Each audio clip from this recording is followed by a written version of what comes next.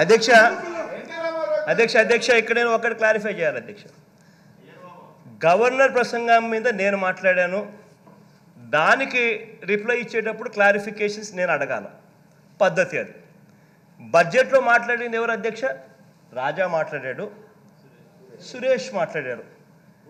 మీరేదైనా అడిగితే క్లారిఫికేషన్స్ ఇవ్వాల్సింది ఎవరు అధ్యక్ష? రాజా ఇవ్వాలా, సురేష్ ఇవ్వాలి. మాట్లాడింది వాళ్ళ మీద, వాళ్ళు మాట్లాడిన దాని మీద ఆయన రిప్లై ఇస్తున్నాడు. వీళ్ళు మాట్లాడిన దాని మీద ఆయన రిప్లై ఇస్తూ ఉన్నప్పుడు మళ్ళీ క్లారిఫికేషన్ వీళ్ళే మాట్లాడారు కాబట్టి వీళ్ళు ఇవ్వాలి. దీనికి ప్రతిపక్ష నాయకుడిగా నాతో ఏం పని అయ్యా? నాకు అర్థం కాలంలా. నేనైనా ఉంటేనేమి, నేనైనా లేకపోతేనేమి, నేనేమన్నా దీనికి పోతే నీకేమైనా అభ్యంతరమా అని అడుగుతా ఉన్నా. ఏమైనా ఇది వినేవాడు ఉంటే ఏదైనా కానీ చెప్పొచ్చు అన్నట్టుగా, వినేవాడు ఉంటే ఏదైనా చెప్పొచ్చు అన్నట్టుగా మాట్లాడడం, ఏదైనా హద్దు పొద్దు ఏదైనా ఉండాలి అధ్యక్ష. ఏదైనా కానీ ఒక పద్ధతి ప్రకారం మాట్లాడాలంటే ఒక మీనింగ్, ఒక రీజనబిలిటీ అనేది ఉండాలి. అసలు ఇక్కడ లాజిక్ లేదు, రీజనబిలిటీ లేదు. ఏదో ఒక మాట మాట్లాడాలా, ఏదో ఒక అభాండం వేయాలా, ఏదో ఒకటి చెయ్యాలా. ఏంటంటే ఇది సెన్స్ ఉండాలి మాట్లాడేసరికి. ఓకే, మీరు మైక్లో మాట్లాడి పర్లేదు.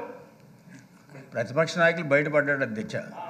ఏం చేద్దంటే నాతోటి పని ఏంటంటే నేను అక్కర్లేదు హౌస్లో అని, అంతే కదా అధ్యక్ష. నాతోటి పని ఏంటంటే నేను అక్కర్లేదు, మా వాళ్ళు చూసుకుంటారు పని. వాళ్ళందరూ చాలా పోయాడు, బయటపడ్డాడు. ఆయన దీనికి వెళ్ళలేదు అధ్యక్ష, ఆయన బయటకు పోయాను. ఆయన మాటలోనే చాలా స్పష్టంగా చెప్పారు, నాతోటి పని లేదు కాబట్టి నేను బయటకు పోయాను, అంచేత మీరు చూసుకోండి అంటారు. అది కాదు అధ్యక్ష. పార్లమెంట్ ప్రాక్టీస్లో గవర్నమెంట్ ఇంపార్టెంట్ బడ్జెట్ గురించి రిప్లై చెప్తున్నప్పుడు మీ బాధ్యత మీరు ఉండాలి, మీరు ఉంటేనే బాగుంటుంది. అంచేత మీ ముఖం చూస్తూ ఉంటే మాకు ఆనందంగా ఉంటుంది అనేటువంటి ఉద్దేశంతో మిమ్మల్ని ఉండమన్నాం తప్ప మీరేదో పోతే మాకు ఆనందంగా సమాధానం చెప్పేసుకోవచ్చు అని కాదు. అదే కాదు అధ్యక్ష, మీరు కొన్ని మాటలు మాట్లాడారు. ఇప్పుడే కాదు, గవర్నర్స్ అడ్రస్ మీద మీరు మాట్లాడారు, కొన్ని విషయాలు చెప్పారు. అదేవిధంగా మీ వాడు కూడా మీరు చెప్పినటువంటి విషయాలే రిపీట్ చేశారు. నేను మిమ్మల్ని ఎడ్యుకేట్ చేయవలసినటువంటి అవసరం ఉంటుంది. ప్రభుత్వం తరపున నేను చెప్పాలి, మీకు చెప్పిన తర్వాత నేను మీకు చెప్పాలి తప్ప మీరు నాకు చెప్పడం కాదు అధ్యక్ష. మీరు క్లారిఫికేషన్ అడిగితే నేను చెప్తాను క్లారిఫికేషన్కి, అంతేగాని నేను మిమ్మల్ని క్లారిఫికేషన్ అడగను. ప్రభుత్వం ఎప్పుడు కూడా మిమ్మల్ని క్లారిఫికేషన్ అడగదు. మీరు అడిగితే మేము సమాధానం చెప్పేటం we're accountable to the house, we're collectively responsible to the house. అట్లాగే మీరు కూడా ప్రజాస్వామ్యంలో ఈ హౌస్కి కూడా రెస్పాన్సిబుల్, ప్రజలకు కూడా రెస్పాన్సిబుల్. అందుచేత మీరు ఉంటే బాగుంటుంది. మీరు ఉండగా సమాధానం చెప్తే మిమ్మల్ని కూడా కొద్దిగా ఈ యొక్క క్లారిఫికేషన్ ఇవ్వడానికి బాగుంటుందనే ఉద్దేశంతో అన్నాను తప్ప మీరు ఇంటెన్షనల్గా బయటికి పోతే మేము చేసేది ఏం లేదు అధ్యక్ష. ఉన్న వాళ్ళకి చెప్పుకుంటాం, లేకపోతే మేము చెప్పేది చెప్తాం, వెళ్ళిపోతాం అధ్యక్ష. అది మీ రెస్పాన్సిబుల్. ఓకే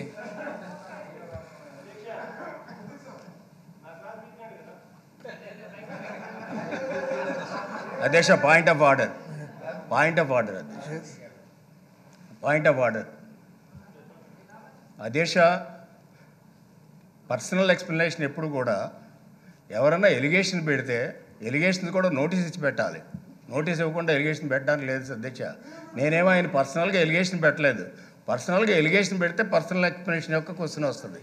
అంచేత ఇప్పుడు ఆయన ఎక్స్ప్లెనేషన్ ఇచ్చుకోవాల్సినటువంటి అవసరం లేదు అధ్యక్ష. ఆయన ఉంటే బాగుంటుందని నేను చెప్పాను అంతే.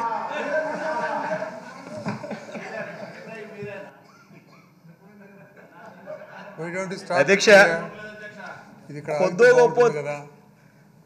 గొప్ప లాజిక్, కొద్దో గొప్ప రీజనబిలిటీ అనేది కాస్త కూస్తో కనిపిస్తుందని ఆశించా. చివరికి ఆయన ఆన్సర్ చూసిన తర్వాత ఆ రెండూ లేవు అని అర్థమవుతా ఉంది. ఆయనకు నిజంగా దేవుడే కాపాడాలి.